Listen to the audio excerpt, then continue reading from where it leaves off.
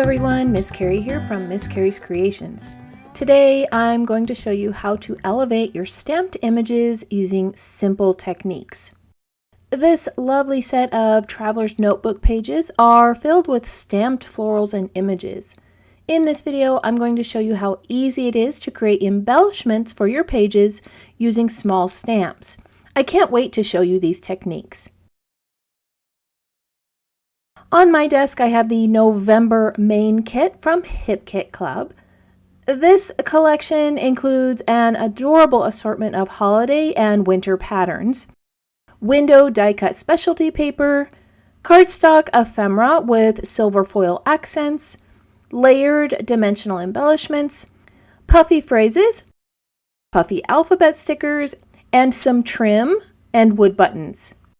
To my project, I will also be adding stamped images from the Pocket Life stamp set and this new large number stamp set. These number images coordinate perfectly with the number background stamp from September. As I create the project today, I'll bring in a few additional items from the Feeling Jolly kit, and I'll list those in the description below along with a link to this kit. This year, I'm creating an album for our daughter and son, recording their first Christmas together as a married couple. The album is 6 inches by 12 inches, so I have cut a piece of the Holly Jolly pattern in half to create a frame around some latte texture cardstock. This has got to be one of my favorite cardstock colors in the pack. If it were available as part of a staple pack on the Hip Kit site, I would be one who would stock up on it.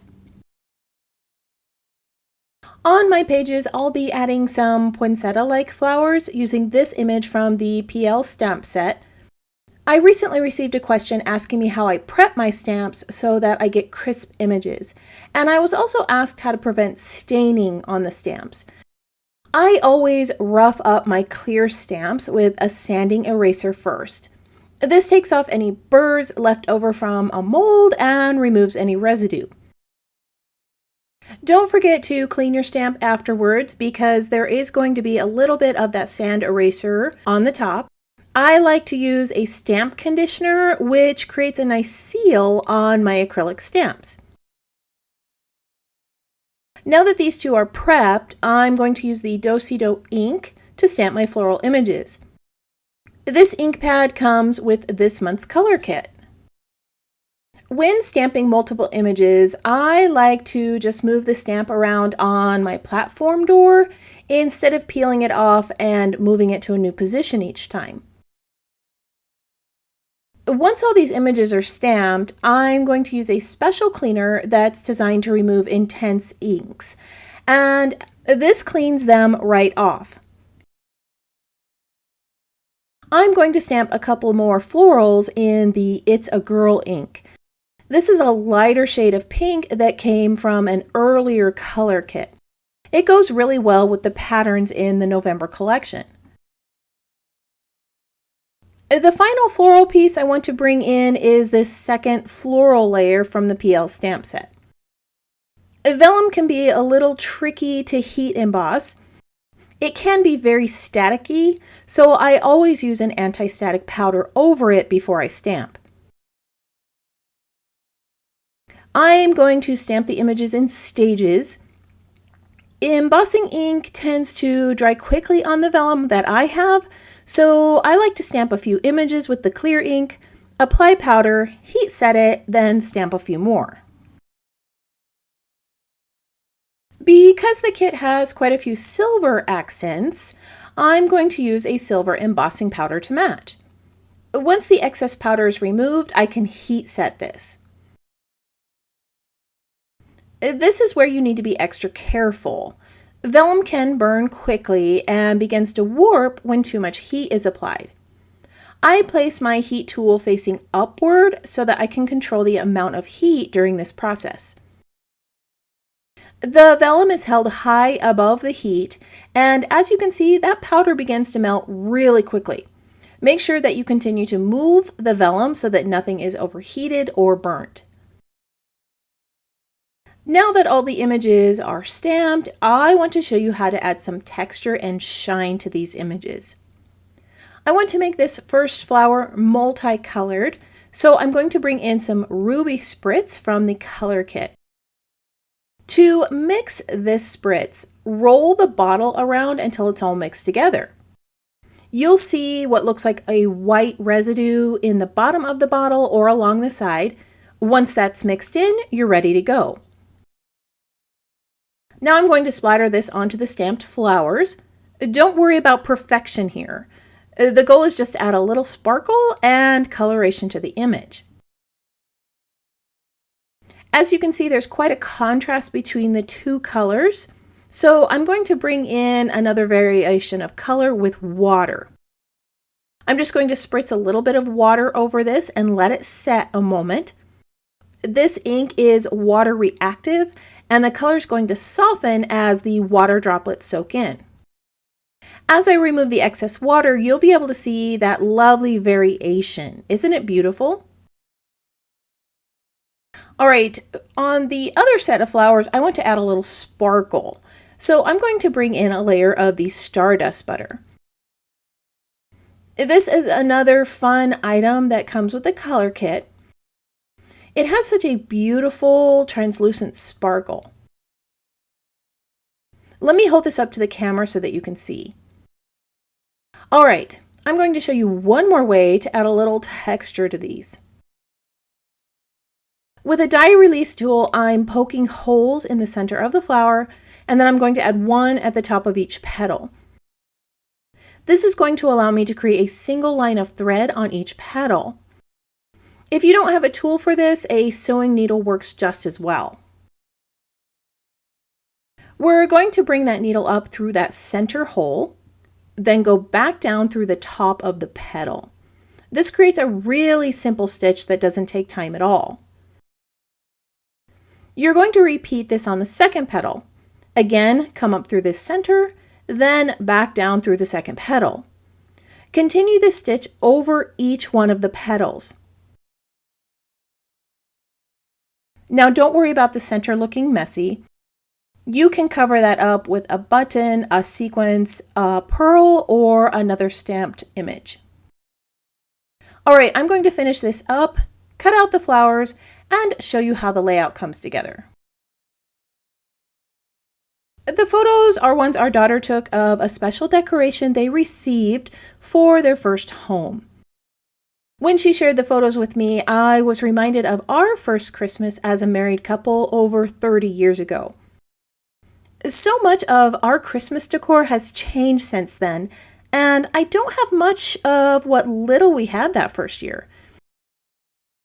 I wish we had taken photos of our first tree that leaned so much we had to tie it to a door with a fishing line to keep it from falling over. Now, I know you all have memories of those first Christmases after you left home, and I really hope that she cherishes the ones that I'm trying to save for her today. As I've been chatting, I started to lay out paper pattern strips. These are from a variety of patterns and cardstock colors in that November kit. I'm trying to lay them out in a sort of pattern that will work well with the photos and the other items I'm going to add to the layout. Now I'm going to go off camera and finish these up and add a little bit of stitching. Here's what these look like with some stitching at the top. I did attach those two pages together with repositionable tape so that I could sew one continuous line with my sewing machine. The two pages are attached together, so I just need to cut this thread right here, then lay some tape over the end so the stitches don't come undone. Over here I have a little bin of the completed florals and some foliage that I'll be adding to the page. Take a look at these little pink flowers with the sparkles and stitching. I did add more stitch lines to that top layer, which is simple to do using the techniques I shared with you. It adds some great details to your flowers. These darker florals with the silver vellum are so pretty. I created them with two stamped layers and the vellum layer over the top. In the center of each flower, I added another silver accent to match the other silver embellishments. I also cut out some pine boughs and mistletoe leaves I cut these out using the spruce and holly die set. I am going to start with a tree over here on the right from that cardstock die cut collection. There are silver accents on these die cuts which go well with the florals I created. Below the tree, I'm going to bring in some floral layers. I like to place most of my elements near that focal point of my page. This not only emphasizes my primary photo, it also helps with the story I'm trying to tell. Starting with a larger embellishment cluster also helps me decide what I want to include in the other two clusters that will eventually form my visual triangle. I'm also one who prefers to use odd numbers on my project. For this page, I created 2 darker flowers and 3 lighter ones. This gives me 5 total.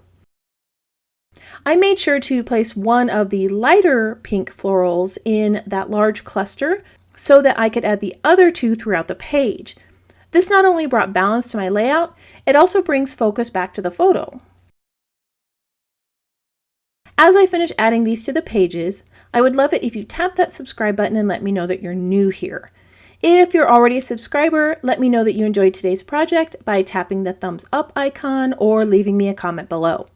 I would love to know if you have been inspired to create a few stamped florals on your next project. At this point, I feel like the page is missing something and I can't quite figure out what it is. I'm just going to lay out some of the silver and white twine in a bow shape. This twine is part of the trim kit in the collection. I think this is just what the page needed, so I'm going to add another bow shape over here on the left. Now I also want to add some type of twine over back on the right, but this is going to be a little trickier because I glued those flowers down. I added some at the top and near the bottom. This brought some great texture to the page and I love how it looks. All right, the last item we're going to add is the title. With the Midnight ink, I'm going to stamp first over here on the far left. I want this to have more of a distressed look, so I'm not going to add much ink to the stamp. If you don't like this look, you can also re-ink the stamp and create a darker image. Below the 1, I'm going to lay out the word Christmas from the puffy sticker set. This is just going to line up here along the bottom. I'm going to go ahead and finish all of this off camera so that we can take a look at the completed page. These 2 pages turned out so cute with the pattern paper flags, soft color palette, and sweet little florals. It was so simple to make these little flowers with the stamps. The embellishment clusters are very simple, but adding those bits of twine and stitching was a simple way to elevate the page. I did leave this space open over here so that my daughter can add her story, and I can't wait to see what she writes. These 2 pages were created to record a memory of a couple's first Christmas. I designed these pages for a smaller 6" by 12 album, but you could easily turn this design into a full-size page. Today, I shared some simple ways to use stamps to create embellishments for your pages, and I showed you how to elevate your pieces with thread, sprays, pastes, and vellum. All of these are very simple techniques that you can use on your future projects. If you're one who likes to pin photos to inspiration boards, I have added still shots of this page in the Hip Kit Facebook group and on my website for you to use. I want to thank you for joining me for another scrapbook project. If you'd like to see more of my creations, you can visit my channel or follow Miss Carrie's Creations online. If you have any questions about this project or supplies listed below, feel free to leave me a comment. I hope you have a wonderful week, and I can't wait to see what you create.